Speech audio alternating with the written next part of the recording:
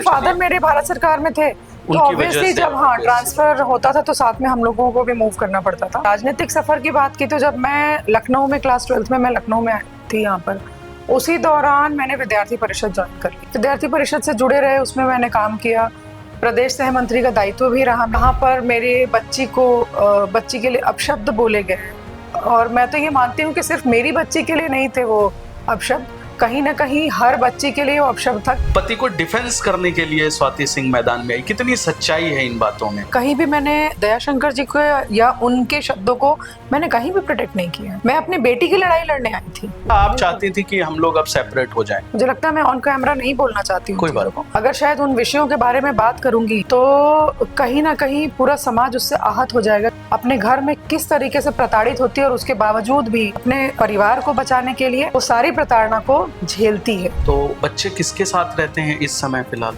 मजबूरी है ना बच्चों की, जब दूसरे से कोई अटैचमेंट हो नहीं पाया, दूसरे ने कभी समय नहीं दिया, तो बच्चों को ऑब्वियसली मेरे से ही अटैचमेंट होगा। ऐसा नहीं था कि अगर आपने उस तरह की चीजों को आपने मीडिया में चला दिया, नेगेटिव परसेप्शन आप जनरेट कर दिए, तो ऐसा नहीं है कि स्वाति सिंह फिर कभी भविष्य में लड़ाई नहीं लड़ी। मीडिया ने गलत नैरेटिव सेट कर दिया, आपको ऐसा लगता है? मैं अंदर थी, मेरा बेटा स्कूल से आया, उसकी गाड़ी में सब कैमरा ऐसे अंदर डाल दिया, मेरा बेटा छोटा था, इतना डर गया कि वो नीचे गाड़ी में बिल्कुल नीचे लेट गया। क्या ये सही था? विधायक रहते हुए मैंने इस काम की शुरुआत मैंने की थी। चूंकि 2022 में मेरा टिकट कट गया, तो ये कहना गलत नहीं होगा कि मेरे पास तब कोई क्षेत्र नहीं था जहां पर मैं जाकर के काम कर सकती थी, क्योंकि अगर मैं ऐसे जाती तो एक सवाल खड़े हो जाते मेरे सामने कि भाई ये जानबूझ करके क्षेत्र को खराब कर। अचानक 2022 आता है और फिर सीधे अर्श से फर्श पे टिकट नहीं मिला। मंत्री भी बनी तब भी मैं फर्श पे ही रहती थी। मैं कभी अर्श पर मैंने अपने आप को ना तो महसूस किया, ना मैंने इस बात को कभी समझा कि मैं अर्श पर आ गई हूँ। और शायद मैं फर्श पर रही तभी मुझे क्षेत्र के लोग आज भी इतना मानते, इतना प्यार करते हैं। आप जैसे नेता का टिकट गेट किया जिसने इतना अच्छा काम किया, तो यही तो उपलब्धि है मेरी। इसके बावजूद भी अगर टिकट कट गया, आपको कहीं से नहीं लगता कि किसी ने आपका टिकट किसी के इशारे पे, किसी के कहने पे? तो हर व्यक्ति जानता है कि मेरा टिकट क्यों कटा। 2027 को कैसे देख रही हैं आप अपने राजनीतिक करियर के लिए? भारतीय जनता पार्टी में कभी किसी को पूछ करके टिकट नहीं दिया जाता है, तो पार्टी मेरे लिए क्या निर्णय ले रही है या 27 में क्या निर्णय लेगी, मुझे लगता है मैं इस विषय को आपसे नहीं बता सकती हूँ। नमस्कार। बेटियों के सम्मान में स्वाति सिंह मैदान में। जी हाँ, 2016 का ये नारा, इस नारे और इस प्रोटेस्ट से शुरुआत होती है। एक बार वापस से उनकी राजनीति में अपने परिवार, अपने बच्चों को, स्पेशली परिवार नहीं कहूँगा मैं, बच्चों के सम्मान में उन्होंने प्रोटेस्ट स्टार्ट किया। और वो प्रोटेस्ट देखते देखते पूरे देश और प्रदेश की क्या बात करें, पूरे देश का एजेंडा बन गया और वहाँ से एक नाम उभर के आता है स्वाति सिंह। जी हाँ, आज हमारे साथ हमारे इस खास प्रोग्राम में स्वाति सिंह जी हैं। स्वाति जी, बहुत बहुत स्वागत है आपका हमारे इस शो में। धन्यवाद संजीव जी। स्वाति जी, शुरुआत वहीं से करेंगे। हमारे दर्शकों को आप बताइए कि आपकी जो प्रारंभिक शिक्षा है, थोड़ा सा कहाँ से आप बिलोंग करती हैं और आपकी एजुकेशन कहाँ से रही, और आप 2016 में वो जो विवाद हुआ वहाँ तक कैसे पहुँची? मेरा नेटिव प्लेस बलिया है जी।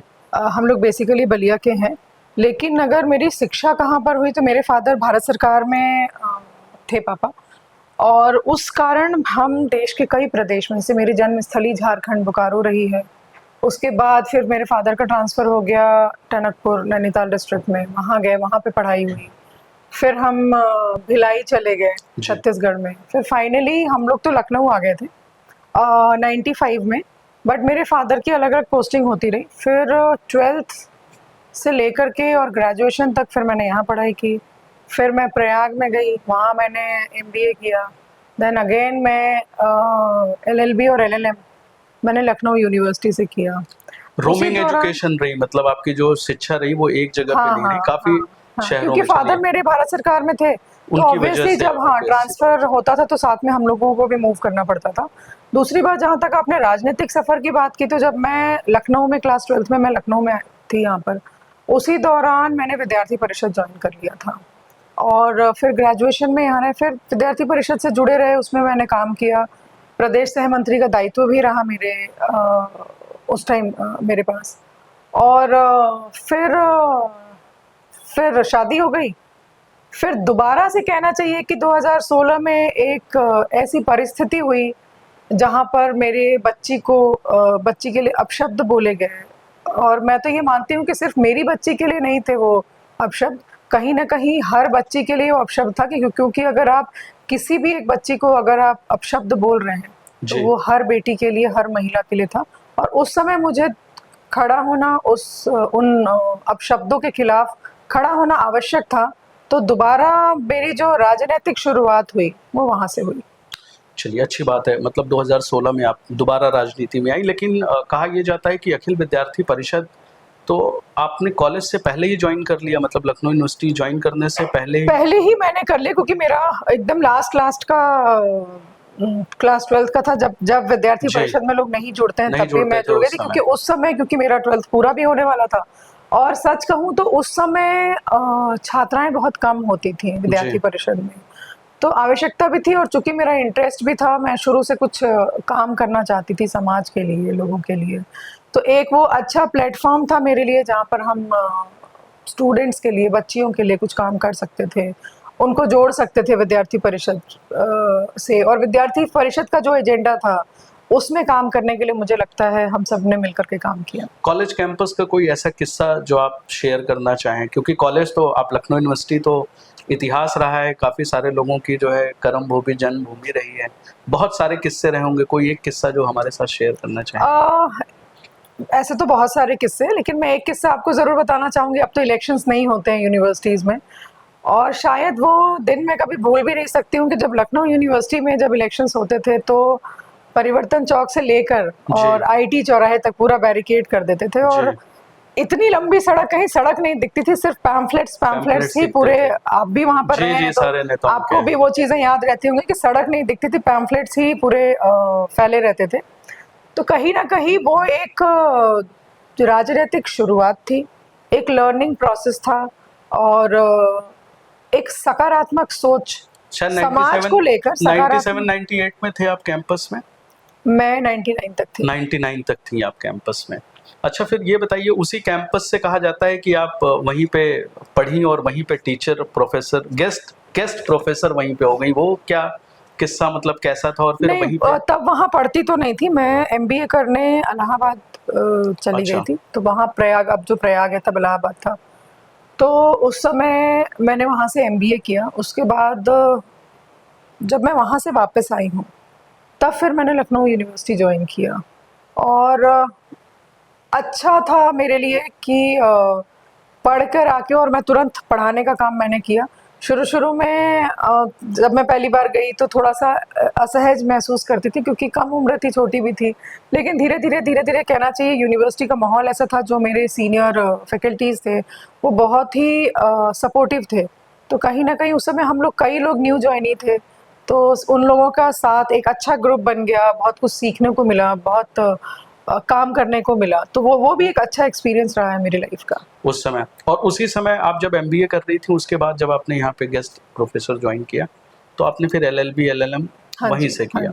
तो ऐसा कैसे, जैसे एमबीए तो कॉर्पोरेट कल्चर वाले लोग करते हैं, फिर लॉयर बनना, मतलब दोनों अलग डिफरेंट है। लॉयर मतलब आप सेल्फ प्रोफेशनल बनना चाहते हैं, एमबीए मतलब आप कॉर्पोरेट बिजनेस। नहीं, ऐसा नहीं है। देखिए, मैं एमबीए करने के बाद चूंकि मेरी शादी हो गई, और वहां से मना कर दिया गया था कि आपको कॉर्पोरेट में ज्वाइन नहीं करना है। ऐसे क्यों? मतलब आप तो मतलब आप शुरुआत से ही बेबाक रही हैं, तो आपने उस पे स्टैंड नहीं लिया, मतलब कि नहीं ठीक है, जॉब करना कोई बुराई नहीं है। बेबाक होना अलग बात है और घर परिवार चलाना अलग बात है। और ठीक है, मैं यूनिवर्सिटी में पढ़ाती थी, वहाँ मैंने एज ए गेस्ट फैकल्टी उस समय ज्वाइन किया, फिर एलएलबी और एलएलएम किया। और कहीं ना कहीं क्योंकि मेरा जो एमबीए में जो मेरे स्पेशलाइजेशन था वो फाइनेंस और एचआर से था, तो वो एचआर का यहाँ एलएलबी और एलएलएम में कहीं ना कहीं उसकी उपयोगिता थी, और मैं चाहती भी थी प्रैक्टिस करना, इनकम टैक्स की प्रैक्टिस करना चाहती थी, लेकिन पारिवारिक ऐसी चीजें रही जिसकी वजह से मैं प्रैक्टिस नहीं कर पाई। तो मतलब प्रैक्टिस भी नहीं कर पाई आप? तो कुल मिला के आप प्रोफेसर रही, आपने बच्चों को पढ़ाया, और उसके बाद फिर आप परिवार में? नहीं, उसके बाद मैंने कॉर्पोरेट भी ज्वाइन किया। मैं 2010 में मैंने यूनिवर्सिटी छोड़ दिया था, उसके बाद हैदराबाद में, बैंगलोर में मैंने नौकरी की। फिर आपने मन मुताबिक अपनी नौकरी की 2010-11 में। चलिए, 2012-13 से मैंने फिर ज्वाइन किया, 13 से। और इसी बीच आपकी शादी हो गई? शादी मेरी 2001 में ही हो गई। 2001 में हो गई। तो 2001 में शादी हुई, इसका मतलब आप तब उस समय गेस्ट फैकल्टी थी कैंपस के अंदर? नहीं, शादी के बाद ही, क्योंकि मैं पढ़ी रही थी। जब वहाँ कंप्लीट हुआ मेरा एमबीए, एक हफ्ते के बाद ही मेरी शादी हुई, और उसके बाद फिर यहाँ पे इंटरव्यू वगैरह हुआ है, तब मैंने join तो ऐसा नहीं हुआ कि आप आज मतलब 2001 कोई बहुत पुरानी बात तो है नहीं, आप कैंपस से थी, तो आपने अपनी बात तो रखा ही होगा फ्यूचर के लिए कि हाँ मैं फ्यूचर में ये करना चाहती हूँ। आजकल जैसे कल्चर है, लड़का लड़की पहले ही मिल लेते हैं, बता देते हैं कि हाँ भाई हमारी फ्यूचर अपॉर्चुनिटी क्या है, हम क्या करना चाहते हैं। तो उस समय आपने अपनी इच्छाएं शेयर नहीं की कि हाँ मैंने MBA में कर रही हूँ, मैं आगे जॉब में जाऊंगी, या पहले से ही मतलब आपने वहां सरेंडर कर दिया नहीं कि नहीं, ठीक है बात जो परिवार सरेंडर कहेगा? करने, देखिए कोई जब किसी भी परिवार, क्योंकि अरेंज मैरिज थी मेरी, और जी। जब शादी होती है तो लड़ाई लड़ने के लिए शादी नहीं होती है। घर परिवार ने शादी तय किया, और बहुत सारी चीजें, मुझे लगता है मैं उस विषय पे बहुत जाना भी नहीं चाहती हूँ कि अच्छा। घर परिवार से शादी तय हुई, उसके बाद बहुत सारी ऐसी परिस्थितियां आई जिस विषय पे मैं यहाँ पर चर्चा नहीं करना चाहती हूँ, शादी के पहले भी। लेकिन ठीक है, मैंने कहा ना कि मैं ऐसी लड़की नहीं थी कि मैं अपना घर तोड़ करके काम करना चाहती थी, मैं अपना घर बना कर चलना चाहती थी। चलिए, तो आपने कहीं ना कहीं कॉम्प्रोमाइज किया और आप प्रोफेसर बन गए। आपने कहा चलिए ठीक है, ये भी ठीक है मेरे हाँ, लिए। कह सकते हैं कि मैंने अपने घर के लिए कॉम्प्रोमाइज किया। चलिए अच्छी बात है। और उसके बाद लेकिन मतलब अभी भी लोग जानना चाहते हैं जिस हिसाब से आप हैं और जिस हिसाब से दया शंकर जी हैं जहाँ पे शादी हुई, दोनों लोग कहीं ना कहीं उत्तर प्रदेश की राजनीति हो या समाज हो, दोनों लोगों को लोग जानते हैं भली भांति। उनको भी लोग जानते हैं, आपको भी लोग जानते हैं। आज भी लोग ये जानना चाहते हैं कि ऐसा कौन सा मोड़ आ गया, ऐसा कौन सा पड़ाव आ गया कि ये जो रिश्ते थे ये रिश्ते दूरियों में तब्दील हो गए। क्या जानना चाहते हैं लोग, या लोगों को क्या लगता है? लोगों को ये लगता है कि स्वाति सिंह अपने डिसीजन पे खड़ी रहती हैं, स्टैंड लेती हैं और वो दूसरों की मदद करती हैं, दूसरों की काउंसलिंग करती हैं। तो ऐसा क्या हो गया कि वो अपनी फैमिली की काउंसलिंग नहीं कर पाई? मतलब जैसे आज कोई परिवार टूटता है तो अब बट ऑब्वियस सी बात है आप काउंसलिंग करती हैं उनकी, तो अगर काउंसलिंग करती हैं तो अपने परिवार को क्यों नहीं बचा पाई? ऐसी कौन सी स्थिति हो गई कि परिवार में दो छोर दो किनारे तब्दील हो गए? आप किस समय से बात कर रहे हैं? अगर मैं, मुझे लगता है ये देखिए मेरा पारिवारिक मैटर है और मैं इस विषय पे बहुत मुखर होकर के नहीं बात करती हूँ, क्योंकि मैं एक महिला हूँ और मैं 2 बच्चों की माँ भी हूँ, और मुझे लगता है कि मैं क्यों अपने परिवार के विषय को सड़क पर लेकर आऊँ, सार्वजनिक नहीं करना सार्वजनिक नहीं करना चाहती हूँ। जहाँ तक आपने कहा कि ऐसी कौन सी बात हो गई कि आप अपने परिवार की काउंसलिंग नहीं कर पाएंगे, मुझे लगता है कि कोई भी व्यक्ति, चाहे महिला हो या पुरुष हो, वो अपना घर नहीं तोड़ना चाहते हैं। कुछ ना कुछ परिस्थितियां ऐसी रही होंगी, क्योंकि मेरा तलाक 2012 से फाइल था, केस मेरा 2012 से चल रहा था। आपने ही फाइल किया था? हाँ, मैंने ही फाइल किया मतलब था। इनिशिएटिव हाँ, आपका हाँ, था, आप बिल्कुल। चाहती थी कि हम लोग अब सेपरेट हो जाएं? बिल्कुल मैं चाहती थी, क्योंकि कहीं ना कहीं उसका असर मेरे बच्चों पे भी हो रहा था। बहुत सारी चीजें थी, मुझे लगता है मैं ऑन कैमरा नहीं बोलना चाहती हूँ कोई चीजों बात को, उन विषयों को मैं उखाड़ना नहीं चाहती हूँ। अगर शायद उन विषयों के बारे में बात करूंगी तो कहीं ना कहीं पूरा समाज उससे आहत हो जाएगा कि एक महिला अपने घर में किस तरीके से प्रताड़ित होती है और उसके बावजूद भी अपनी जिंदगी, अपने बच्चों को का जीवन यापन करने के लिए, अपने परिवार को बचाने के लिए वो सारी प्रताड़ना को झेलती है। तो मुझे अच्छी लगता है कि उन विषयों को मुझे यहाँ पे चर्चा नहीं करनी चाहिए। अच्छी बात है, अच्छी सोच है। आप चाहती हैं कि आपके परिवार की जो निजी जो जिंदगी है वो हाँ, मैं नहीं सार्वजनिक ना हो। चाहती। अच्छी बात है, अच्छी सोच है। लेकिन कभी आपके दोनों परिवार ने आपस में नहीं ऐसा सोचा कि दोनों परिवारों की क्या मंशा थी? उन लोगों ने, आपके परिवार ने आपको सपोर्ट किया आपके इस डिसीजन में, या उन्होंने आपको बहुत बार समझाया, कोशिश की, सामने वाले परिवार ने समझाया चलिए आप और दयाशंकर जी को छोड़ दीजिए? परिवारों का क्या रुख था इस रिश्ते को लेकर कि नहीं ठीक है देखिए, दूरियां हो मेरे जाए? परिवार का कभी इंटरफेरेंस रहा नहीं, अच्छा। और इंटरफेरेंस रहा नहीं, या फिर शायद इंटरफेरेंस पसंद नहीं था, तो इसलिए कभी उन लोगों ने किसी विषय पे बात नहीं किया। बहुत बार बात करने की कोशिश की गई, पर चीजें नहीं सॉर्ट आउट हो पाई। चलिए, आप लोगों ने कोशिश और किया परिवार में। ऑब्वियसली अगर चीजें सॉर्ट आउट नहीं हुई तभी आज हम इस स्थिति में हैं। अगर सेपरेशन। सॉर्ट आउट हो जाती तो हमारे 2 बच्चे हैं, हम शायद पूरे परिवार एक साथ रहते। चलिए अच्छी बात है, परिवार ने कोशिश की लेकिन मामला नहीं बन पाया। बच्चे जो आपके हैं, 2 बच्चे हैं आपने बताया, और क्या उम्र होगी आज के समय में उनकी? मेरी बेटी 21 साल की है और बेटा मेरा 18 साल का है। तो बच्चे किसके साथ रहते हैं इस समय फिलहाल? मेरे ही साथ रहते, शुरू से बच्चे मेरे ही साथ अच्छा, हैं। शुरुआत से ही आपके साथ हैं। तो कभी ये प्रश्न नहीं खड़ा हुआ कि चलिए सेपरेशन हो रहा है, बच्चे किसकी तरफ रहेंगे, क्या रहेगा? मतलब ये तो होगा ना, देखिए, बच्चों के मुझे लगता अटैचमेंट तो है सबसे। कि भारतीय समाज में एक पिता अपने बच्चे को छोड़ सकता है, लेकिन एक माँ नहीं छोड़ सकती। मैं सिर्फ भारतीय समाज की ही बात नहीं कर रही हूँ, मैं पूरी दुनिया की बात कर रही हूँ कि माँ कभी अपने बच्चे को छोड़ती नहीं है। यदा कदा मैंने देखा है कि पिता अपने बच्चों को छोड़ देते हैं, पर माँ नहीं छोड़ती। और अगर कोई व्यक्ति नहीं पूछ रहा है तो मैं क्या जबरदस्ती बोलूं कि आप बच्चों को रखिए? और क्यों? गंभीर ईश्वर प्रश्न। ने मुझे इस लायक बनाया है कि मैं अपने बच्चों को अपने पास रख सकूं, अपने साथ रख सकूं। और मुझे लगता है कि मेरे बच्चे भी बहुत समझदार हैं और उनको पता है क्या सही है और क्या गलत है। तो बच्चे आपके साथ रहते हैं, हाँ लेकिन जी। बड़ा गंभीर प्रश्न आपने उठाया, क्योंकि चाहे माता हो या पिता हो, दोनों का अटैचमेंट तो बच्चों से रहता ही है। और शायद दोनों लोग के सेपरेशन में अगर किसी का सबसे ज़्यादा लॉस हुआ ममता के, उसमें तो बच्चों का, क्योंकि बच्चों का हक है कि उनको माता पिता दोनों का प्यार मिलना बिल्कुल चाहिए। बिल्कुल। और अगर आप ये कह रही हैं कि मतलब बच्चे आपके साथ रहते हैं, तो इसका मतलब है कि बच्चों का अटैचमेंट आपके साथ ज़्यादा है। मजबूरी है ना बच्चों की, जब दूसरे से कोई अटैचमेंट हो नहीं पाया, दूसरे ने कभी समय नहीं दिया, तो बच्चों को ऑब्वियसली मेरे से ही अटैचमेंट होगा। मतलब मान सकते हैं कि मान लीजिए दयाशंकर जी का आपके साथ रिलेशन नहीं ठीक था, बच्चों के साथ तो, मतलब दोनों बच्चों के साथ ऐसा क्या सिचुएशन है कि बच्चे भी दूर हैं उनसे? अब मुझे इसकी जानकारी नहीं है, मुझे लगता है ये आपको उनसे पूछना चाहिए। हाँ, ज़रूर आने वाले समय में मैं मुलाकात अगर करूँगा तो 100%, क्योंकि मैं भी एक पिता हूँ और मुझे लगता है कि बच्चों, चलिए मेरी वाइफ़ से मेरा कुछ अनबन हो सकता है, लेकिन बच्चे उसमें क्यों पिसे? मैं बच्चों के प्रति तो मेरा ये रहेगा ही ना, मेरे बच्चे हैं, तो ये तो सबकी बिल्कुल। सोच होनी चाहिए कुल मिला के। चलिए अच्छी बात है।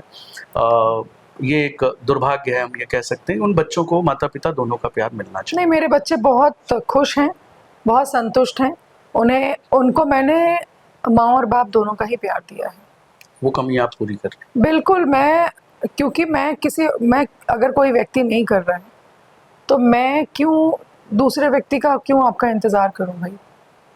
ईश्वर ने माँ को तो इतना प्यार दिया है कि माँ अपने बच्चों को, कहना चाहिए ना कि अनलिमिटेड प्यार दे सकती है माँ। सही बात है, माँ गुरु भी, पहली गुरु तो माँ होती है। सिखाती हैं सब कुछ। संस्कार, शिक्षा आप माँ से सबसे पहले प्राप्त करते हो।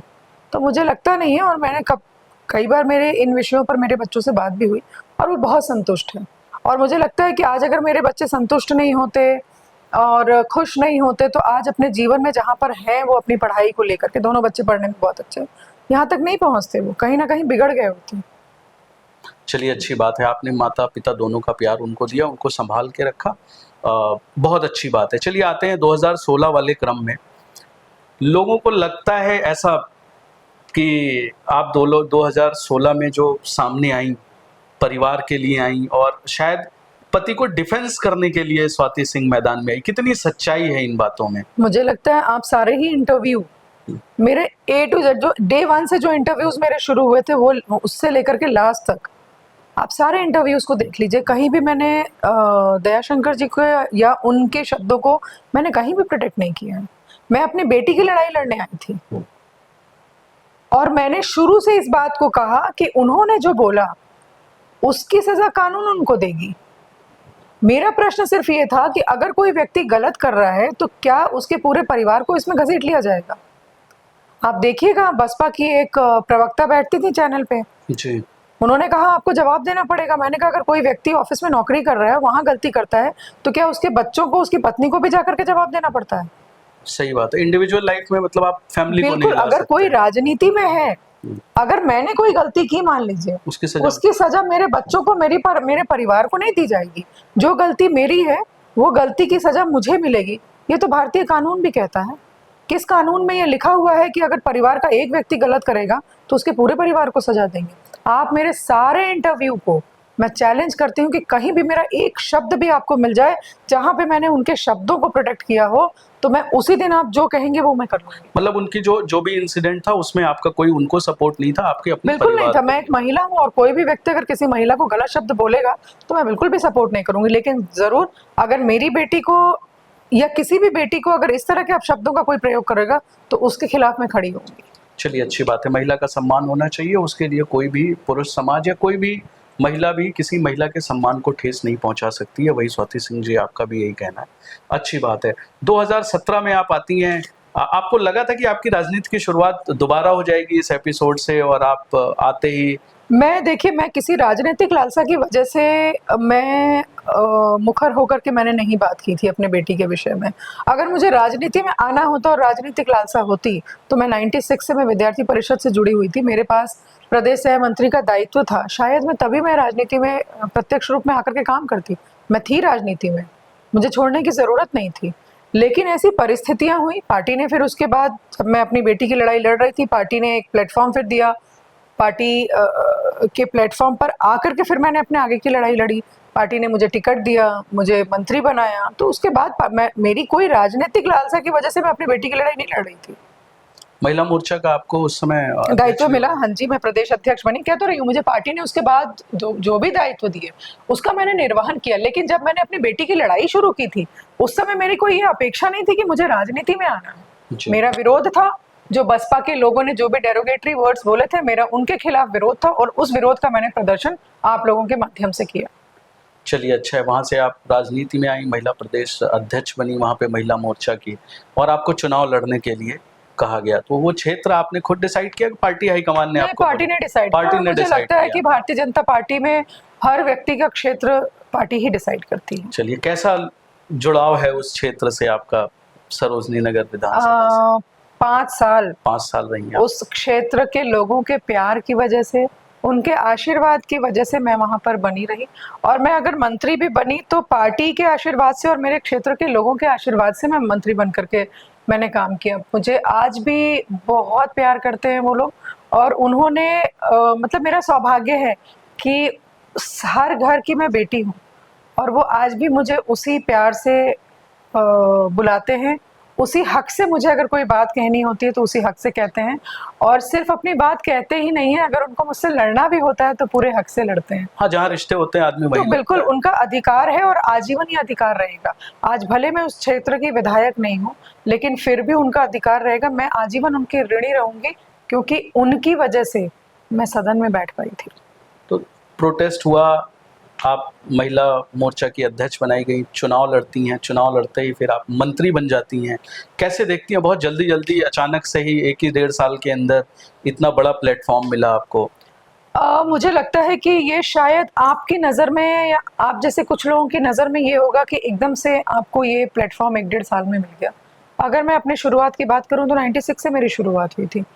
अगर मैं बात करूं कि जब मैं प्रत्यक्ष रूप से राजनीति में नहीं थी, लेकिन तब भी परोक्ष रूप से मैं कहीं ना कहीं कुछ ना कुछ कर रही थी। राजनीति के विषय में नहीं कर रही थी, लेकिन मेरे परिवार का एक व्यक्ति राजनीति में था, एक डायरेक्टली या इनडायरेक्टली मेरा राजनीति से जुड़ाव था। मैं आपको बताऊं कि अगर आज आप यहाँ बैठे हैं तो आपके घर में जो आपकी पत्नी होंगी, जो आपकी माँ होंगी, आप उनकी वजह से आप यहाँ आकर बैठकर काम कर रहे हैं। सही बात। जो भी व्यक्ति अगर राजनीति में जाकर काम कर रहा है तो घर में कोई ना कोई व्यक्ति काम कर रहा था, तो उसकी वजह से आपको जा करके ये एक फैसिलिटेट हो जाता है कि भाई हमें घर में ये सारी सुविधाएं हैं तो हम बाहर जाके सुकून से काम कर रहे हैं। तो कहीं ना कहीं वो 1-1.5 साल नहीं था, वो बहुत लंबा प्रोसेस था। और जहां तक ये मैं जरूर कहूंगी कि हाँ, मैं जब मुझे पार्टी ने मौका दिया बहुत जल्दी, एक जब मैं लड़ाई लड़ रही थी, जो भी मेरी लड़ाई थी, उसके बाद मैंने उस लड़ाई की शुरुआत अकेले की थी, लेकिन फिर पार्टी ने मुझे सपोर्ट किया, पार्टी ने मुझे प्लेटफॉर्म दिया, पार्टी ने मुझे अध्यक्ष बनाया। और नो डाउट ये कहने में कोई गुरेज नहीं है कि उतने कम पीरियड में पार्टी ने मुझ पे विश्वास जताया और मुझे प्रदेश अध्यक्ष बनाया, मुझे विधायक बनाया, और मुझे उत्तर प्रदेश सरकार का मंत्री भी उन्होंने बनाया। इसके लिए मैं अपने शीर्ष नेतृत्व का मैं धन्यवाद देती हूँ, और मुझे विश्वास है कि आगे भी जिस विश्वास के साथ उन लोगों ने मुझे वो मौका दिया, वो विश्वास आज भी है और आगे भी रहेगा। बड़ा अच्छा कार्यकाल रहा, कहा यह जाता है कि आपने अपने 5 साल के कार्यकाल में उस भूमिका को बहुत अच्छी तरीके से निभाया, लोगों के काम किए, लोग आपसे जुड़े, और कई सारे ऐसे बाइट्स भी मिली जहाँ पे लोगों ने आपकी बहुत सारी तारीफ भी की, चाहे वो किसी भी तबके का रहा हो, महिला पुरुष की बात नहीं कर रहे हैं, हर लोगों ने आपकी तारीफ की, आपके काम की, कि आप लोगों की बात सुनती थी। कोई भी अगर आपके पास चला जाए तो इस उम्मीद से जाता था तो उसकी बात सुनी जाती थी। 5 साल आपने दमदार काम किया, सरकार के सामने रिपोर्ट कार्ड में भी अच्छा रहा कि नहीं, स्वाति सिंह जी ने अच्छा काम किया। भाई चुनाव लड़ी, चुनाव जीती, मंत्री बनी, अचानक 2022 आता है और फिर सीधे अर्श से फर्श पे टिकट नहीं मिला। मतलब एक क्षेत्र के लिए आपने काम किया, रिपोर्ट कार्ड पे ही टिकट मिलता है और कटता है। कैसे देखती हैं आपकी 2022 में आपको टिकट नहीं मिला? क्या आपके खिलाफ कोई साजिश हुई? साजिश इन द सेंस कि कोई नहीं चाहता होगा तभी तो आपको टिकट नहीं मिला, जिसकी शायद आप मंत्री थी, किसी विधायक का टिकट कटना उसके कार्यशैली के बाद तो समझ में आता है, किसी मंत्री का टिकट कट जाना, वो भी आप जैसी महिला नेता का, जो भाजपा के अंदर बेबाक डायनामाइट जिसको बोला जाता था कि किसी सब्जेक्ट पे, किसी भी कार्य पे, जो बच्चों के सम्मान के लिए रोड पे आ गई, उनका टिकट कट जाना और स्वाति सिंह खामोश रही, क्या रहा? बता दूं, आपने कहा कि अर्श से फर्श पर आ गई। मैं मंत्री भी बनी तब भी मैं फर्श पे ही रहती थी। मैं कभी अर्श पर मैंने अपने आप को ना तो महसूस किया, ना मैंने इस बात को कभी समझा कि मैं अर्श पर आ गई हूँ। और शायद मैं फर्श पर रही तभी मुझे क्षेत्र के लोग आज भी इतना मानते हैं, इतना प्यार करते हैं। जहाँ तक आपने बोला कि आप जैसे नेता का टिकट गेट किया जिसने इतना अच्छा काम किया, हाँ, मतलब बहुत अच्छा काम किया आपने, रिपोर्ट आपकी तो रिपोर्ट्स यही तो कहती, उपलब्धि है कोई मेरी। विवाद नहीं रहा आपका। तो नहीं, यही तो उपलब्धि है मेरी। इसके बावजूद भी अगर टिकट कट गया तो मुझे लगता है कि पार्टी में आपको पूछना चाहिए कि क्यों मेरा टिकट कट गया। ये मेरी उपलब्धि है कि मेरे लिए, चाहे उत्तर प्रदेश के लोग हों, चाहे मेरे क्षेत्र के लोग हों, चाहे आप जैसे पत्रकार हों, अगर वो इस विषय पे बात करते हैं कि आपका इतना काम करने के बाद इतने अच्छे से आपने काम किया और तब भी अगर आपका टिकट कट गया, तो इसका मतलब मैं संतुष्ट हूँ कि मैंने अच्छा काम किया। तो आगे का जवाब मुझे लगता है पार्टी के लोग आपको दे सकते हैं इस विषय नहीं, लेकिन फिर भी देखिए, मनुष्य के अंदर इच्छाएं होती हैं, ऐसा नहीं है कि इच्छाएं नहीं होती। आपकी भी इच्छाएं रही होंगी कि आपने 5 साल काम किया, एक टेन्योर और मिले तो कुछ और अच्छा काम और होता। बिल्कुल, क्योंकि तो मैंने एक निराशा भी हुई होगी कि ऐसा क्यों, देखिए क्वेश्चन मार्क बिल्कुल 100% निराशा हुई, क्योंकि मैंने 5 साल, इस बात को आप भी कह रहे हैं, 5 साल मैंने बहुत मेहनत से काम किया। मेरे बच्चे भी छोटे छोटे थे, मैंने बहुत क्योंकि हर कोई जानता है कि सरोजनी नगर सीट भाजपा की सीट नहीं थी। हम आज़ादी के बाद पहली बार 2017 में उस सीट को हमने जीता है। तो उस सीट पर मुझे बहुत मेहनत करनी पड़ी, बहुत काम करना पड़ा। लेकिन उसके बाद ये ज़रूर मैं कहूँगी कि धीरे धीरे उस सीट को भाजपा सीट में तब्दील किया गया। हाँ, करना पड़ा। मेरे सभी कार्यकर्ताओं ने मेहनत किया, सभी ने मेहनत किया, एक एक घर में जा करके सबने मेहनत किया। ऐसा नहीं था कि सिर्फ स्वाति सिंह ने अकेले बल पे किया। अगर स्वाति सिंह वहाँ जीती तो उसमें पार्टी का बहुत बड़ा योगदान था। मोदी जी का चेहरा था, अपने गृह मंत्री जी उस समय राष्ट्रीय अध्यक्ष थे, अब प्रदेश स्तर पर जो भी नेता थे उन सभी लोगों का सहयोग था, मेरे छोटे छोटे बूथ लेवल के कार्यकर्ताओं का सहयोग था। तब जाकर के हम उस सीट को निकाले और तब जाकर के जब हमने 5 साल उसमें मेहनत की, तब जाकर के वो कहीं ना कहीं उस सीट को हम लोगों ने भाजपा सीट में तब्दील किया था। तो इतनी मेहनत करने के बाद अगर सीट कट जाए, तो अगर मैं आज ये बोलूँगी कि नहीं मुझे कोई दुख नहीं हुआ, तो ये गलत होगा। मुझे दुख हुआ, और दुख इसीलिए हुआ क्योंकि मैंने बहुत ईमानदारी से काम किया था, बहुत ही निष्ठा से मैंने काम किया था। तो जब कोई भी व्यक्ति ईमानदारी और निष्ठा से काम करता है और उसके बाद उसको उसके अनुरूप जब रिजल्ट नहीं आता है तो उसको तकलीफ होती है, और तकलीफ हुई मुझे। और इस बात का शायद मुझे लगता है कि आजीवन इस बात का मुझे कहीं ना कहीं एक टीस, मेरे मन में ये बात जरूर टीस रहेगी कि किस गलती की मुझे सजा मिली। आपको कहीं से नहीं लगता कि किसी ने आपका टिकट किसी के इशारे पे, किसी के कहने पे? ये तो हर व्यक्ति जानता है कि मेरा टिकट क्यों कटा, किसके इशारे पे कटा, क्यों कटा। मुझे लगता है ये मुझे बताने की जरूरत नहीं है। आप किसी आम व्यक्ति से भी अगर पूछेंगे और उस समय अगर आपकी चर्चा कभी हुई होगी तो लोगों ने आपको स्पष्ट किया होगा कि किसकी वजह से टिकट कटा। किसी ने मेरे अंदर कमी तो नहीं बताई होगी। मैं ये नहीं कहती हूँ कि मैं बिल्कुल, मेरे अंदर कोई कमी नहीं है, लेकिन अगर क्षेत्र के लोगों की बात करेंगे, क्षेत्र की बात करेंगे, मंत्रालय की बात करेंगे, तो जितनी मेरी ताकत थी, जितना मैं कर सकती थी उतना मैंने किया। मैं भी इंसान हूँ, मैं भगवान नहीं हूँ, लेकिन एक इंसान जितना कर सकता है उतना मैंने किया।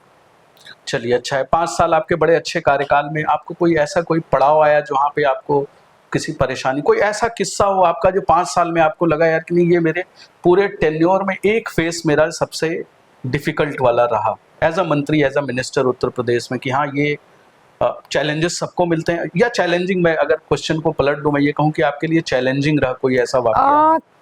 जहाँ तक आप कि मुझे लगा कि ये गलत है, टफ तो नहीं बोलूँगी, गलत है, उसमें 2 ऐसे इंसिडेंट्स थे जहाँ पर एक मल्टी कुजिन रेस्टोरेंट का उद्घाटन हुआ, और 10 दिन के बाद धीरे धीरे पहले जब वो पेपर में आया कि मल्टी कुजिन रेस्टोरेंट का लखनऊ में उद्घाटन हुआ है, स्वाति सिंह ने किया है, और 10 दिन में वो पता नहीं कब बियर बार में तब्दील हो गया। अच्छा, वो जो आरोप आपके ऊपर हाँ, लगते हैं वो कि आपने बियर बार बार का में तब्दील हो उद्घाटन गया। कर दिया।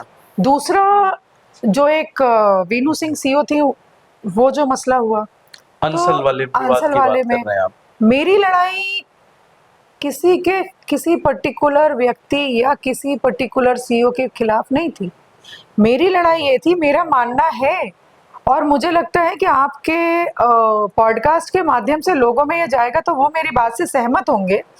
भारत में कोई भी व्यक्ति अपना घर, अपने पेट को काट काट करके, अपने इच्छाओं को काट करके हम अपने लिए जमीन लेते हैं और घर बनाते हैं। सही बात है एकदम।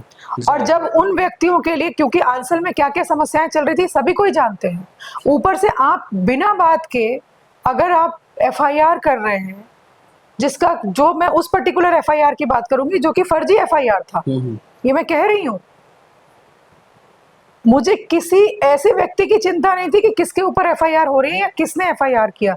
उन चीजों का रिपरकशन कहीं ना कहीं उन आम व्यक्तियों पर था जिन्होंने पैसा जमा कर रखा था आंचल में कि हमें प्लॉट चाहिए, और आंचल ने वो लैंड अक्वायर भी नहीं किया था। आज कितने सारे लोग हैं, आप जाकर देखिए, रोते घूम रहे फिर रहे हैं कि हमें हमारी जमीन नहीं मिली है। कौन करेगा उनके लिए? तो मैं उन आम लोगों की लड़ाई लड़ रही थी। और मैं, ऐसा नहीं है कि मेरे इतना मीडिया में नेगेटिव चल गया तो मैं लड़ाई नहीं लड़ूंगी। जब भी कोई ऐसा मामला आएगा मैं जरूर लड़ाई लड़ूंगी, क्योंकि मैंने अपने घर में देखा है कि किस तरीके से हम लोगों ने अपना जमीन लिया लखनऊ में, कैसे हमने घर बनाया। मेरे फादर नौकरी वाले थे, क्लास 1 ऑफिसर थे, उसके बावजूद मैंने देखा कि किस तरीके से कोई एक व्यक्ति घर बनाता है। ऐसे हमारे पूरे देश में ऐसे आम लोग हैं जो, क्योंकि हमारी प्रायोरिटीज अच्छा कपड़ा, अच्छी गाड़ी नहीं है, हमारी प्रायोरिटी है कि हम पहले अपने लिए छत बनाएं। हम उस परिवेश से आते हैं, भारतीय संस्कृति के लोग। तो जब उनको अपना घर बनाना था, उनकी लड़ाई, मैं उस क्षेत्र की विधायक थी, मैं उनका प्रतिनिधित्व कर रही थी, उनकी लड़ाई लड़ना मेरे लिए आवश्यक था।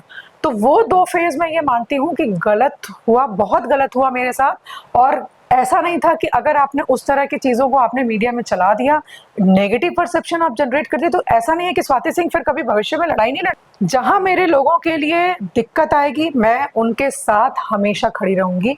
जिससे लड़ाई लड़नी होगी उससे मैं लड़ाई लड़ूंगी। अगर वो लोग सही हैं तो मैं उनकी लड़ाई लड़ूंगी। चलिए, अच्छी बात है, ये आपने खुल के कहा कि जो गलत हुआ आपने जो फेस किया और आप सही के साथ थी, उसके लिए जो भी एक, इससे आपके पूरे स्टेटमेंट से ये निकल के आता है कि मीडिया ने गलत नैरेटिव सेट कर दिया। आपको ऐसा लगता है? हाँ, बिल्कुल गलत नैरेटिव सेट किया। और उस समय ऐसा लग रहा था कि मेरे बच्चे बहुत छोटे थे उस टाइम। मुझे याद है गेट पर सारे मीडिया वाले कैमरा लेकर के खड़े थे, मैं अंदर थी, मेरा बेटा स्कूल से आया, उसकी गाड़ी में सब कैमरा ऐसे अंदर डाल दिया। मेरा बेटा छोटा था, इतना डर गया कि वो नीचे गाड़ी में बिल्कुल नीचे लेट गया। क्या ये सही था? नहीं, ऐसा तो नहीं। ये स्वाति सिंह ने जो भी बोला, क्या उसकी जांच हुई? सिर्फ एक स्टेटमेंट दे दिया गया कि उसकी जांच होगी। उस जांच की रिपोर्ट कहाँ है? क्या रिपोर्ट आई है उस जांच की? तो आप तो उस समय सरकार में थे। मैं कह तो रही हूँ, जांच होनी चाहिए थी ना। मेरा भी फोन ले जाते, सीईओ का भी जो थी वो, उनका भी फोन ले जाते, कहाँ से वायरल हुआ आप चेक कर लेते, और क्यों वायरल हुआ। और कोई भी अधिकारी, सरकारी अधिकारी किसी भी चीज को वायरल नहीं कर सकता है। ये उनके जो सर्विस के जो भी नॉर्म्स हैं उसके खिलाफ है। पर्पसफुली उन्होंने किया। उन्होंने पर्पसफुली किया, एकदम पर्पसफुली किया। चलिए, अच्छा है, अच्छी बात है। ये 2 आपने चैलेंजेस अपने पूरे कार्यकाल में फेस किया। बात करते हैं वापस से 2022 में। सब, चलिए ठीक है, टिकट कट गया, वापस से स्वाति सिंह की पार्टी का डिसीजन, उनको सब कुछ जानते हुए भी उन्होंने कहा ठीक है, पार्टी का डिसीजन सर्वोपरि है और मैं पार्टी की एज अ कार्यकर्ता सेवा करती हूँ और करती रहूंगी। फिलहाल आपने एक अच्छा पार्टी हित में डिसीजन लिया और आपने पार्टी नहीं छोड़ी। आज भी आप पार्टी के साथ जुड़ी हुई हैं, ये एक अच्छी बात है। अदरवाइज एक ऐसा दौर होता है कि लोग गुस्से में या किसी भी तरीके से महत्वाकांक्षी होकर लोग डिसीजन लेते हैं। आपने बड़ा कूल डिसीजन लिया और आप पार्टी के साथ बनी है। ये आपकी लॉयल्टी शो करती है पार्टी के लिए कि आप पार्टी के लिए लॉयल हैं, आप एज अ कार्यकर्ता काम कर रही हैं, अच्छी बात है। 2027 आने वाला है। जब आदमी किसी ओहदे पे होता है, किसी पद पे होता है, बहुत बिजी हो जाता है, कंटिन्यूअस फोन, ये वो, ग्लैमर, मीटिंग्स, सभाएं, अचानक वो सारी चीजें खत्म हो जाती, कम हो जाती, मैं ये कहूँगा कम होती गई। अब आप आपकी कार्यशैली क्या है? मान लीजिए वो सारी चीजें कम हो गई, लेकिन आपके अंदर तो सेवा भाव था ही, तो अब क्या करती हैं आप? अपने समय को कैसे यूटिलाइज करती हैं? जहाँ तक पार्टी का विषय है, मैं कई प्रदेशों में मैं चुनाव के दौरान गई हूँ, वहाँ पर मैंने रहकर काम किया और वहाँ पर भी पार्टी ने मुझे बड़े बड़े दायित्व दिए हैं। इसके अलावा नो डाउट ये आप सही कह रहे हैं कि जब आपके पास एक क्षेत्र रहता है, आपके पास मंत्रालय होते हैं तो काम बहुत होता है। उस समय से तो बहुत कम काम हुआ है। तो मैं पार्टी का दायित्व का निर्वहन जहाँ-जहाँ भी उन्होंने भेजा वो मैंने किया। इसके साथ ही साथ मैं स्वाति फाउंडेशन मेरा एक ट्रस्ट है जहाँ पर मैं मेंस्ट्रुअल हाइजीन पर वहाँ मैं महिला सशक्तिकरण के लिए काम करती हूँ। कितना पुराना ट्रस्ट है ये लगभग? ये 2022 में ही बनाया था हमने, 2022 क्योंकि में? उससे पहले से मैं अपने क्षेत्र में महिलाओं के लिए मैं काम करती थी। मेंस्ट्रुअल हाइजीन पर मैं अवेयरनेस का प्रोग्राम चलाती थी, सैनिटरी नैपकिन का प्रोडक्शन कराती थी जिसमें कि नाबार्ड का सहयोग मिलता था, बैंक ऑफ बड़ौदा का सहयोग मिलता था, टाटा ट्रस्ट, ऑलिव फाउंडेशन, ऐसे बहुत सारे संस्थाओं के साथ मिल करके मैंने ये काम किया है। और मेरे क्षेत्र में स्वयं सहायता समूह की बहुत महिलाएं हैं। लगभग हर गांव में मैं आपको बताऊं कि 8 से 10 ऐसे समूह हैं, स्वयं सहायता समूह की जो महिलाएं हैं, या शायद उससे भी ज़्यादा कहना चाहिए, और बहुत एक्टिव महिलाएं हैं। और एक महिला पढ़ी लिखी नहीं होने के बावजूद भी वो अपने घर, अपने परिवार, अपने बच्चों के लिए कितनी कंसर्न रहती है। जब आप उन महिलाओं के साथ बैठेंगे, बात करेंगे, तब आपको ये चीज़ें समझ में आएंगी। और कहीं ना कहीं मेरे लिए बहुत आवश्यक था, क्योंकि मैंने जो समाज में देखा था मेंस्ट्रुअल हाइजीन को लेकर के कि ये एक ऐसा विषय है जो गांव, जब हम अवेयरनेस की बात करते हैं तो हम गांव की तरफ देखते हैं, लेकिन ये एक ऐसा विषय है कि इसमें पढ़े लिखे लोगों को भी अवेयरनेस की आवश्यकता पड़ती है। तो विधायक रहते हुए मैंने इस काम की शुरुआत मैंने की थी। चूंकि 2022 में मेरा टिकट कट गया, तो ये कहना गलत नहीं होगा कि मेरे पास तब कोई क्षेत्र नहीं था जहाँ पर मैं जाकर के काम कर सकती थी, क्योंकि अगर मैं ऐसे जाती तो एक सवाल खड़े हो जाते सही मेरे बात है। सामने कि भाई जी। ये जानबूझ करके क्षेत्र को खराब कर रही है। इसलिए मैंने स्वाति फाउंडेशन बनाया, और स्वाति फाउंडेशन के माध्यम से मैं आज भी, तब छोटे स्तर पर काम कर रही थी, सिर्फ सरोजनी नगर में काम कर रही थी जब मैं विधायक थी। तो उसके बाद अब मैं देश के कई जगह पे, मतलब उत्तर प्रदेश में कई जगह पे मैं अवेयरनेस कैंपेन चला चुकी हूँ, कर भी रही हूँ। और अलग अलग प्रदेश में भी बहुत ज़्यादा तो मैंने कार्यक्रम ऐसे नहीं किए, छोटे छोटे कार्यक्रम मैंने किए हैं। बहुत अच्छी बात है। देखिए, आपने एक ऐसे बड़े गंभीर विषय पे आप काम कर रही हैं, और शायद महिलाओं के लिए इससे गंभीर विषय, ये बहुत सेंसिटिव और गंभीर है, बिकॉज हाइजीन बिल्कुल, फैक्टर क्योंकि का। मैं आपको बता दूं, हमारे भारत में जितने भी जो कैंसर होता है जी उसमें लगभग 70% कैंसर जो है वो महिलाओं को जी, होता है। एकदम सही बात है। उन महिलाओं में भी जो 70% कैंसर है वो सर्वाइकल कैंसर। सर्वाइकल, जी। तो सर्वाइकल कैंसर की जो शुरुआत होती है कहीं ना कहीं जब हम अपने हाइजीन का ध्यान नहीं रखते हैं।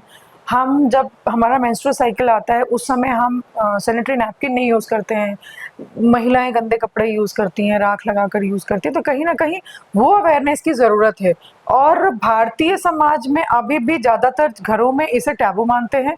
पढ़े लिखे समाज में भी होता क्या है कि माँ अपनी बेटी को दबा देती है कि अपने फादर से डिस्कस नहीं करना, जी। अपने भाई को मत बताना। तो वो तो ओपन अबोध बालक डिस्कशन, है, यस यस। वो बच्चा डर जाता है कि पता नहीं मुझे क्या वो हो अपनी गया, और बात मुझे नहीं रख पाते हैं। तो यस। कहीं ना कहीं सरकार ही अवेयरनेस कैंपेन चला रही है। हम स्कूल में सैनिटरी नैपकिन देते हैं, हम बच्चों को बता रहे हैं गुड टच बैड टच क्या है, आपका मेंस्ट्रुअल साइकिल कैसे आता है, क्या आता है, लेकिन वो बच्चा स्कूल से सीख कर जाता है, अपने घर में कहीं ना कहीं जाकर के दब जाता है, क्योंकि घर में इन विषयों पर हम चर्चा नहीं करते हैं। तो बहुत ज़रूरी है कि घर में भी इसको बहुत आराम से, इस विषय को घर परिवार को, माता पिता सबको, भाई बहन सबको लेना चाहिए और इन विषयों पर चर्चा करना चाहिए।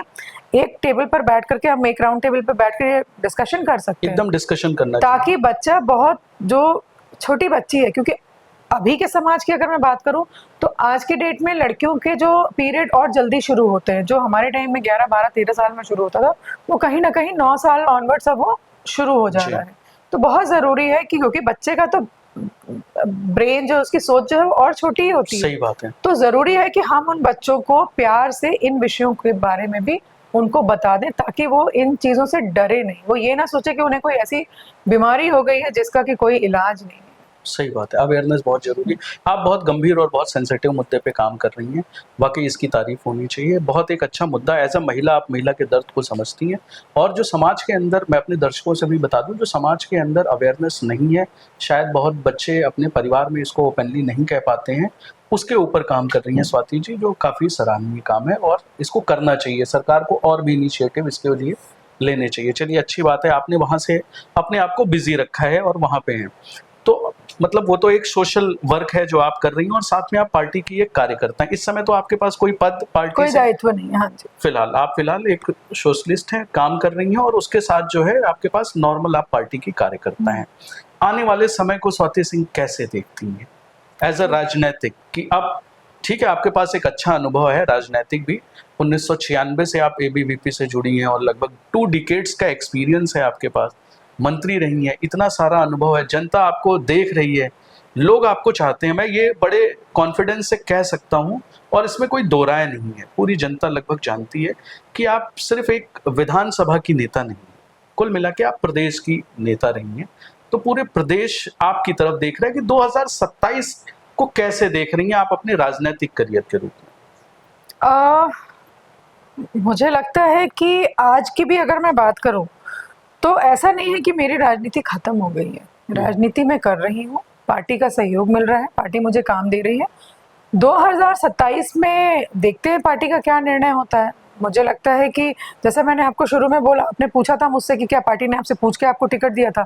भारतीय जनता पार्टी में कभी किसी को पूछ करके टिकट नहीं दिया जाता है।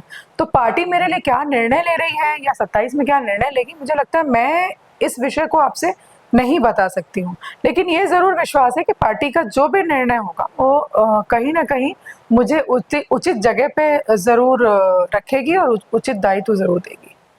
चलिए, अच्छी बात है। पीछे काफी चर्चाएं हो रही थी कि शायद आप बलिया क्षेत्र को संभाल रही हैं, मतलब आपका बलिया होम टाउन है, ऐसा सोशल मीडिया के ऊपर कई सारे लोगों ने इस तरह की टिप्पणी हुई कि आप बलिया से किसी को जवाब देना चाहती हैं, बलिया से चुनाव लड़ना चाहती हैं। कितनी सच्चाई है इस बातों में?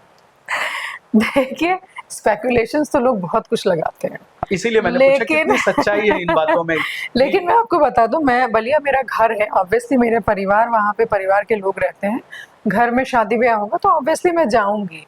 अब जाने को अगर आप चुनाव से जोड़ते हैं तो पता नहीं ईश्वर ने सोच रखा है मेरे भविष्य के लिए, मैं नहीं जानती हूँ। पार्टी ने क्या सोच रखा है मैं नहीं जानती हूँ, लेकिन इतना विश्वास है कि जो भी ईश्वर करेगा अच्छा करेगा मेरे लिए। चलिए, अच्छी बात है। आप फिलहाल अपने जवाब को रोक के रखा है आपने। हम फ्यूचर में उसको ले लेंगे आपसे कभी, उस क्वेश्चन को मैं अपने पास पार्क करके रखता हूँ।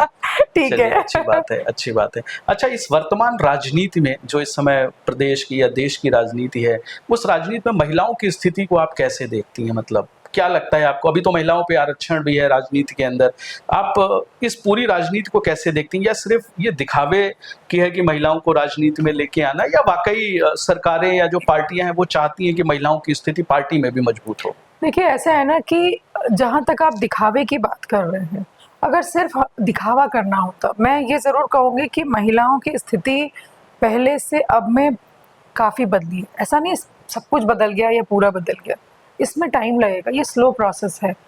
और ये ज़रूर कहूँगी कि हमारी सरकार ने, केंद्र में हो या प्रदेश में हो, मैं शुरुआत करूँगी बेटी बचाओ बेटी पढ़ाओ से लेकर के। जी।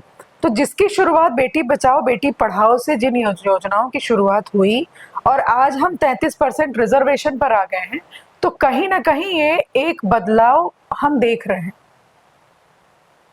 आपने कहा कि सिर्फ दिखावा करने के लिए अगर हम करते तो बेटी बचाओ बेटी पढ़ाओ से आप देख सकते हैं कि बहुत ज़्यादा रेशियो में चेंजेस आए हैं।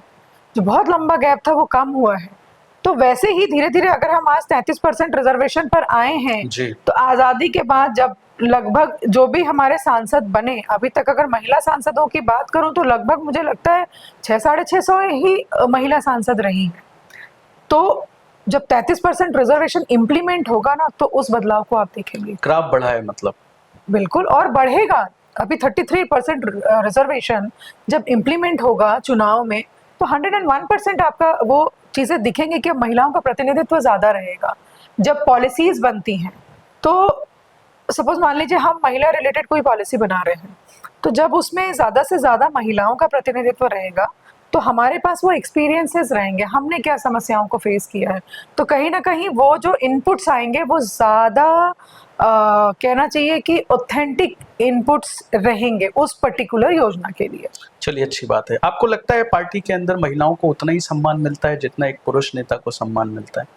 मंच का मामला हो, पार्टी की या कोई भी आधिकारिक तौर से कोई कार्यभार दिया जाता है तो आपको लगता है उतना ही उस तरीके से देखा देखिए, जाता मैं है? आपको बता दूं, अगर मैं अपनी बात करूंगी यहाँ पे, अगर सम्मान नहीं मिलता तो मैं पार्टी में नहीं हूँ। नहीं, आप तो तेज मैं तर्रार अपने नेता हैं। सम्मान के आप खिलाफ तो तो मैं भी एक महिला हूँ। मैं हर महिला के लिए इस विषय पे जवाब नहीं दे सकती हूँ, लेकिन मैं अपनी अगर बात बता रही हूँ तो कहीं ना कहीं एक महिला की बात सामने आ रही है। अगर मुझे सम्मान नहीं मिलता पार्टी में तो मैं नहीं रहती। कहीं पर भी जहां मुझे सम्मान नहीं मिलता है मैं वहां नहीं जाती हूँ। चलिए अच्छी तो बात इसका है ये। मतलब कि भारतीय जनता पार्टी में सम्मान है। चलिए अच्छी बात है, ये अच्छा है, ये एक अच्छा गुड साइन है इंडियन पॉलिटिक्स के लिए कि महिलाओं का भी सम्मान है राजनीति के अंदर, और जैसा आपने कहा कि आने वाले जहां समय तक में देखिए, महिलाओं आप की अगर भागीदारी बढ़े। समस्याओं की बात करेंगे तो सिर्फ राजनीति में नहीं है, हम्म, समस्याएं हर फील्ड में। अगर कोई ये कहता है कि राजनीति में महिलाओं को, क्योंकि मैं कॉर्पोरेट में भी मैंने काम किया, मैंने यूनिवर्सिटी में भी काम किया, मैं आज राजनीति में भी प्रत्यक्ष रूप से काम कर रही हूँ, तो ये मैं जो मेरा खुद का एक्सपीरियंस है, जो समस्याएं यहाँ पर है वो समस्याएं कॉर्पोरेट में भी थी, वो समस्याएं और भी जगह थी, वो बहुत सारी समस्याएं होती हैं। तो हम ये नहीं कह सकते हैं कि अगर कहीं ना कहीं इस तरह के सवाल हमारे समाज की बेटियों को राजनीति से जुड़ने से कहीं ना कहीं हम दूर कर रहे हैं। जब 33% रिजर्वेशन आ जाएगा तो जब तक पढ़ी लिखी बच्चियां, नई बच्चियां नहीं आएंगी, हम कैसे बदले हुए समाज के स्वरूप को हम सोच भी पाएंगे। तो मुझे लगता है इस तरह के सवाल को जन्म ही नहीं देना चाहिए। हमारे साथ समस्याएं होती हैं, और होती हैं तो सिर्फ राजनीतिक क्षेत्र में नहीं होती, हर क्षेत्र में वैसी ही समस्याएं होती हैं। चलिए अच्छी बात है। आपने कहा कि बच्चियों को भी राजनीति के बारे में बताना चाहिए। आपकी अपनी बच्ची से डिस्कशन होता है पॉलिटिक्स को लेके, क्या इंटरेस्ट है उनका?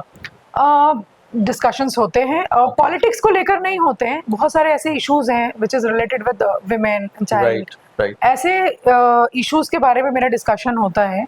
और बहुत सारे सामाजिक चीज़ें हैं ओके। जिनको लेकर के डिस्कशंस होते हैं, पॉलिसीज को लेकर के डिस्कशंस होते हैं। कभी इस तरह की चर्चा मेरे या मेरे बच्चों के साथ, खासकर मेरी बेटी के साथ, कभी ऐसी चर्चा नहीं हुई कि तुमको राजनीति में आना है कि नहीं। लेकिन डेफिनेटली मैं अपने बच्चों के साथ चर्चा इसलिए करती हूँ कि उस एज ग्रुप की क्या सोच है, माइंडसेट वो पता जानने चले। के लिए। चाहे उनके फ्रेंड्स भी आते हैं तो मैं उनसे डिस्कस जरूर करती हूँ। और मैंने ये देखा है कि आज के बच्चे बहुत ही नॉलेजेबल बच्चे हैं और उनको बहुत जानकारी है, क्योंकि सोशल मीडिया है आज की डेट जी, में। जी, जी। उनको हर क्षेत्र की बहुत जानकारी है और बहुत प्रोएक्टिवली वो जवाब भी देते हैं। तो कहीं ना कहीं उन बच्चों से डिस्कस करके मैं समाज, आज का जो समाज है, आज की जो युवा पीढ़ी है, वो क्या सोचती है, उस विषय पे मैं जरूर जानकारी लेती हूँ। और मेरी बेटी, ये कहना गलत नहीं होगा कि वो उसको बहुत राजनीतिक और सामाजिक समझ है। पार्टिसिपेट करती हैं वो आपके बहुत, साथ? दोनों बच्चे करते हैं। हाँ, पर मेरी बेटी ज्यादा बड़ी भी है, बेटा अभी छोटा है, अभी सही उसने बात 12th है। किया है। अभी जस्ट वो 18 साल का हुआ है, तो ऑब्वियसली दोनों का डिफरेंस भी है। अच्छी तो बात है। हाँ, नहीं, अच्छा डिस्कशन पार्टिसिपेशन है। होना चाहिए। पार्टिसिपेशन है, इट्स अ गुड साइन। चलिए आइए अब कुछ और मैं एक चीज और बताऊं, मैंने जी। कभी अपनी बेटी को कभी भी ये नहीं बताया कि राजनीति में किसी महिला या किसी लड़की के लिए ये समस्याएं होती हैं। अगर भविष्य में ऐसा उसका कोई इंटरेस्ट नहीं है, वो लॉ कर रही है, जी। उसी क्षेत्र में उसको जाना है।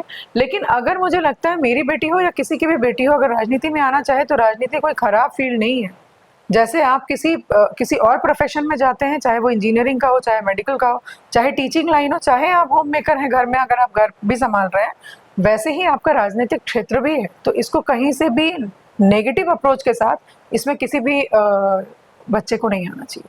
चलिए अब मैं आपसे एक प्रश्न पूछता हूँ कि आपका लंबा करियर रहा है राजनीति से, तो राजनीति से ही रिलेटेड एक मेरा प्रश्न है, किसी महिला नेता बनना ज़्यादा डिफिकल्ट है या किसी भी व्यक्ति के लिए उस डेजिग्नेशन पे टिके रहना, मतलब वो जो आयाम है, वो जो नेता बने रहना, दोनों में कैसे, मतलब पहला क्वेश्चन कि कोई महिला नेता बनने में ज़्यादा डिफिकल्टी फेस करती है या कोई पर्सन वहाँ पे टिके रहने में, दोनों में क्या सबसे ज़्यादा डिफिकल्टीज कहाँ है? मुझे अगर मैं आपको उदाहरण देना चाहूँगी, हमारे देश की राष्ट्रपति जी। हमारी मुर्मू जी, विधानसभा से लेकर आज वो राष्ट्रपति तक का उन्होंने सफ़र तय किया, वो टिकी भी रही। और एक नेता के रूप में उन्होंने वो वैसे भी टिकी रही और पद के रूप में भी टिकी रही। मैं अपने उत्तर प्रदेश के महामहिम आदरणीय आनंदीबेन पटेल जी की बात करूंगी कि वो उन्होंने एक विधायक, एक मंत्री, एक मुख्यमंत्री से लेके आज उत्तर प्रदेश जो इतना बड़ा स्टेट है उसकी वो गवर्नर है। तो मुझे लगता है कि आपके अंदर वो क्वालिटीज होनी चाहिए, आपके अंदर लोगों का वो विश्वास होना चाहिए। अगर आपके लोगों का आप पर विश्वास है तो आप टिके भी रहेंगे और पोजीशन पर बने भी रहेंगे। चलिए, आप महिला हैं, आपसे एक क्वेश्चन जरूर पूछूंगा। आने वाले समय में क्या उत्तर प्रदेश में कोई महिला मुख्यमंत्री देखती है? किसी को भी आप आने वाले समय में किसी भी पार्टी का कोई ऐसा, क्योंकि पास्ट में तो मायावती जी रही हैं, वो मुख्यमंत्री रही हैं और कई बार की मुख्यमंत्री रही हैं। आने वाले समय में आपको क्या लगता है, इस समय का कोई वर्तमान लीडर या इस जिस हिसाब से राजनीति जा रही है, लगता है आपको कभी कोई महिला मुख्यमंत्री हो पाएगा? देखिए, मुझे लगता है कि ये निर्णय लेना कि मुख्यमंत्री कौन बनेगा और कौन नहीं बनेगा, ये तो विधायक मंडल दल का निर्णय होता है। मुझे लगता है इस विषय पर मेरा अकेले का कहना कुछ भी शायद ये उचित नहीं होगा। तो जब चुनाव के निर्णय आ जाएंगे फिर उस समय विधायक मंडल दल की उनका क्या निर्णय है, ये उस पर डिपेंड करता है। चलिए, अच्छी बात। नहीं, नेतृत्व तो भी बहुत मैटर करता है, लीडरशिप मैटर करती है। उस व्यक्ति के अंदर वो क्वालिटीज का होना भी जरूरी है जिसको आप लीडर प्रोजेक्ट करें कि हाँ, ये इन फ्यूचर उस तभी तो कह रही हूँ ना कि भाई जो हमारा नेतृत्व है विधायक मंडल दल के साथ बैठ करके वो उस पर निर्णय लेंगे। चलिए, अच्छी बात है। आइए अब वर्तमान राजनीति में कुछ बात करते हैं, जो इस समय की करंट राजनीति चल रही है। फिलहाल इस समय तो राजनीति में सिर्फ सबसे ज्यादा बाबाओं की चर्चा हो रही है, मौलानाओं की चर्चा हो रही है। मुद्दे ही देश में इस समय आप देखें काफी सेंसिटिव मुद्दे हैं, चाहे वो पिछला अभी 48 घंटे के अंदर फतेहपुर का मुद्दा रहा हो या उससे पहले मौलाना शाजिद राशिदी का जो है एक टिप्पणी रही हो डिम्पल यादव जी के ऊपर, या उससे पहले प्रेमानंद जी या अनिरुद्धाचार्य जी का जो है इस तरीके से उन्होंने महिलाओं और पुरुषों के लिए जो उन्होंने अपनी व्यक्तिगत राय दी, जो विवाद में तब्दील हो गया, हम ये कह सकते हैं। कैसे देखती हैं? आपको लगता है बाबाओं को, मौलानाओं को या जो कथावाचक हैं, इनको इस तरह की टिप्पणी करने का कोई राइट है महिलाओं के ऊपर? देखिए, आपने कहा कि व्यक्तिगत राय उन्होंने दिया, तो ये उनका अपना व्यक्तिगत राय हो सकता है, लेकिन मैं एक महिला हूँ, मैं 2 बच्चों की माँ हूँ, एक बेटी की भी माँ हूँ। मुझे लगता है कि किसी को भी किसी भी व्यक्ति के विषय में कोई भी टिप्पणी नहीं करनी चाहिए, चाहे वो व्यक्ति महिला हो या पुरुष हो। दूसरी बात, अगर आप किसी भी महिला पर कोई टिप्पणी कर रहे हैं, मैं किसी व्यक्ति विशेष के बारे में नहीं बोल रही, ये मेरी अपनी सोच है। मुझे ऐसा लगता है कि हम इस पूरी सृष्टि का निर्माण, जिसमें मैं मनुष्य जाति की बात कर रही हूँ, एक माँ के माध्यम से ही हुआ है जी। तो जब हमें जन्म देने वाली, इस धरती पर लाने वाली माँ एक महिला है, तो मुझे लगता है हम किसी भी महिला, किसी भी बच्ची पर हम प्रश्न नहीं खड़ा कर सकते और खड़ा करना चाहिए भी नहीं। जिन लोगों ने अपनी व्यक्तिगत राय दी वो उनकी अपनी व्यक्तिगत राय है, लेकिन वो व्यक्तिगत उन्होंने राय क्यों दिया मुझे नहीं पता, पर मेरी अपनी ये राय है। जो लोग राय दे रहे हैं वो कहीं ना कहीं ऐसे मंचों से देते हैं जिनके पास फॉलोअर्स हैं, और वो फॉलोअर्स कहीं ना कहीं उनको फॉलो करते हैं, उनको मानते हैं, और फिर जो वो देखते हैं, कहीं ऐसा तो नहीं है कि वो जो बाबा जो इस तरीके से बयान दे रहे हैं, कहा यह जाता है कि मूवीज जो बनती हैं वो समाज का आईना होती हैं, तो कहीं बाबाज वो लोग देख रहे हैं समाज में इस तरह की घटनाओं को होते हुए, और वो फिर वापस वहां से एज अ प्रतिबिंब, एज अ मैसेज आ रहा है, कहीं ऐसा? देखिए, हम भारतीय संस्कृति से आते हैं। हमारे भारतीय संस्कृति में हम अपने घर की बहू बेटियों को, अपने घर की महिलाओं को कहीं ना कहीं हम एक कहते हैं कि ये बहुत पूजनीय है। वो अलग बात है कि कहीं ना कहीं समाज का प्रारूप बहुत बदल गया है जी। और हम उस रूप में, मैं हर घर की बात नहीं करूंगी, बट बहुत सारे जगह पे ऐसा है कि हम महिलाओं को उस रूप में नहीं रखते हैं, वो सम्मान नहीं देते हैं। लेकिन फिर भी मैं कहूँगी कि जिस भारतीय परंपरा से हम आते हैं, हम कभी भी अपने बहू और बेटियों को इस नज़र से नहीं देख सकते हैं, हम, क्योंकि हमने संस्कार वो नहीं दिए। हमारे संस्कार, जो हम भारतीय संस्कार जो हमारे हैं, वो बहुत अच्छे हैं, और शायद इसीलिए पूरे विश्व में कहना चाहिए कि सबसे ज़्यादा अगर कहीं कोई सनातन या कहीं कोई धर्म बचा हुआ है तो वो भारत है। चलिए, अच्छी बात है। अच्छा, कहीं आपको ये नहीं लगता कि जो इस समय की वर्तमान राजनीति है वो कहीं ना कहीं धर्म के ऊपर आधारित हो गई है या जातियों के ऊपर आधारित हो गई है? चाहे वो फतेहपुर का भी विवाद हो, आपने देखा होगा कुछ लोगों ने रातों रात, वो किसके आह्वान पे हुआ, किस पार्टी के कहने पे हुआ, वो अभी जांच का विषय है, सब चल रहा है, लेकिन इस तरह की घटनाओं को कैसे देखती हैं आप वर्तमान राजनीति में? मुझे लगता है धर्म और जाति के विषय में अगर आप बात कर रहे हैं तो भारतीय जनता पार्टी ने जब भी योजनाएं, क्योंकि हमारी सरकार है केंद्र में, हमारी सरकार में उत्तर प्रदेश के कंटेक्स्ट में अगर बात करूंगी तो उत्तर प्रदेश में भी भारतीय जनता पार्टी की सरकार है। हमने कभी भी अपने योजनाओं के माध्यम से हमने कभी कोई डिस्क्रिमिनेट नहीं किया कि ये इस जाति का है इसको करना है और ये इस जाति का इसे नहीं करना है। तो मुझे लगता है कि हम किसी जाति को, हम किसी धर्म को प्रमोट नहीं करते हैं, तो इस विषय पे चर्चा करने का कोई मतलब भी नहीं पाएंगे। चलिए, अच्छी बात है। अब एक थोड़ा सा और, क्योंकि आप बहुत बेबाक बोलती हैं, निर्भीक बोलती हैं, केशव प्रसाद जी से भी आपके संबंध अच्छे हैं और योगी आदित्यनाथ जी तो मान लीजिए मुख्यमंत्री रहे, आपने उनकी लीडरशिप में काम भी किया है। अभी इस समय बातचीत होती है उन लोगों से? आप मिलने जाती हैं? बात लगातार होती रहती है आपकी? अगर कोई विषय ऐसा होता है तो बात होती है, बात होती कोई विषय रहा मिलने की जरूरत है तो मैं मिलती हूँ। चलिए, एक चीज और आपसे पूछेंगे, आप कार्यकर्ता हैं पार्टी की, क्यों इतना टकराव चल रहा है उत्तर प्रदेश के प्रदेश अध्यक्ष को लेकर भारतीय जनता पार्टी में? क्यों नहीं बना पा रहे हैं? कहाँ टकराव चल रहा है? अभी इस समय कौन, मतलब ऐसा कार्यकाल खत्म हो गया है? पार्टी के किसी प्रवक्ता ने आकर आपसे कहा कि हमारे बीच में टकराव है? तो कार्यकाल तो पूरा हो चुका है। ये तो आप लोगों का परसेप्शन है ना। नहीं, मीडिया में परसेप्शन तो वही होता है जो पार्टी के भीतर से निकल के आता है, विपक्ष बनाता है। विपक्ष लगातार आरोप लगा रहा है। मैं अगर पर्टिकुलर आपकी बात करूं तो विपक्ष ये लगातार आरोप लगा रहा है कि भारतीय जनता पार्टी अपना प्रदेश अध्यक्ष डिसाइड नहीं कर पा रही है कि किसको बनाए, और उसके लिए पूरे सोशल मीडिया पे यही आता है कि माननीय प्रदेश जो आपके मंत्री जी हैं केशव, हमारे इस समय केशव प्रसाद मौर्य जी और योगी आदित्यनाथ जी के बीच में जो संबंध है वो मधुर नहीं है। ये कहीं ना कहीं खिस्तान चल रही है, ऐसा मैंने बोला ऐसा तो लगातार कि ये प्लेटफॉर्म कहीं पे ना है। कहीं, हाँ, ये मीडिया के प्लेटफॉर्म में है। अच्छा, भारतीय जनता के किसी भी प्लेटफॉर्म पे ये नहीं है कि किसकी पट रही है किसकी नहीं पट रही है, पार्टी में विवाद है या माननीय मुख्यमंत्री जी में, माननीय उप मुख्यमंत्री जी में विवाद है, ये तो मीडिया बोल रही है। कोई ऑथेंटिक, कभी पार्टी के किसी प्रवक्ता ने आकर कहा क्या इस तरह की कोई बाइट दी या इस तरह का कभी कोई ऐसा आप लोगों के पास कोई सूचना ऐसी आई जो ऑथेंटिक सूचना हो? मुझे लगता है जो परसेप्शंस हैं, परसेप्शन तो बहुत पॉजिटिव बहुत नेगेटिव ऐसे होते हैं, तो चलने दीजिए। चलिए, अच्छी बात है। योगी आदित्यनाथ जी की सरकार काफी अच्छा कार्य कर रही है, वो तो प्रदेश की जनता देख ही रही है, काफी अच्छे कार्य हो रहे हैं। मेरा आपसे एक प्रश्न है, अगर आप चाहें तो इसको स्किप भी कर देंगे, कोई दिक्कत नहीं है। अभी वर्तमान में ही दयाशंकर सिंह जी जो परिवहन मंत्री हैं और बलिया के जो विधायक हैं, एकमात्र बसपा के विधायक हैं उमा शंकर सिंह जी के बीच में काफी दो ठाकुरों के वर्चस्व की लड़ाई चल रही है, विवाद चल रहा है, सोशल मीडिया पे पूरी तरीके से छाए हुए हैं। आरोप और प्रत्यारोप कहीं ना कहीं अब व्यक्तिगत हो चुके हैं, निजीगत आरोप इस समय लग रहे हैं। कैसे देखती हैं आप उस पूरे प्रकरण को? जो मुझे जानकारी सोशल मीडिया के माध्यम से और बलिया में चूंकि मेरा घर है तो वहाँ के भी कुछ लोगों के माध्यम से जो जानकारी मुझे मिली वो ये पता चला कि कोई एक सड़क थी जो नहीं बन रही थी और बगल की सड़क शायद टूट रही थी, जो भी था धंस रही थी, कुछ था ऐसा, इसलिए उस सड़क को शुरू कर दिया गया। उद्घाटन तो नहीं हुआ था, उस सड़क को शुरू किया गया। अब विवाद किस बात पे है मुझे ये नहीं जानकारी है, एग्जैक्टली मुझे जानकारी नहीं है किस विषय पर है, लेकिन जो मैंने आपके सोशल मीडिया के माध्यम से दिया कि उद्घाटन को लेकर के जो भी वाद विवाद वहाँ पे चल रहा था इंजीनियर से, लेकिन जो मेरी जानकारी है कि कोई ऐसा उद्घाटन नहीं हुआ था, किसी ने आके उद्घाटन नहीं किया। चूंकि वो जो सड़क, जो पुरानी सड़क थी, वो बारिश बहुत हो रही है तो इस कंडीशन में नहीं थी कि लोग उससे आना जाना करें, तो इसलिए जो सड़क नई बनी थी उसको शुरू कर दिया गया।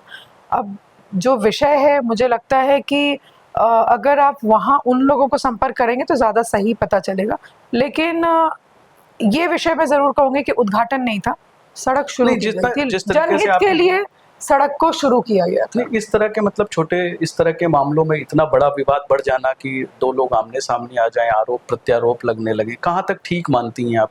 दोनों लोग काफी वरिष्ठ हैं, उमा शंकर जी इकलौते विधायक हैं, काफी दिनों से राजनीति में हैं, और दयाशंकर जी इस समय परिवहन मंत्री हैं, तो बड़े प्लेटफॉर्म पे हैं दोनों लोग। तो आप इस तरह की जो आरोप प्रत्यारोप है इसको कैसे देखती हैं? आपको लगता है इस तरह के आरोप प्रत्यारोप होने चाहिए?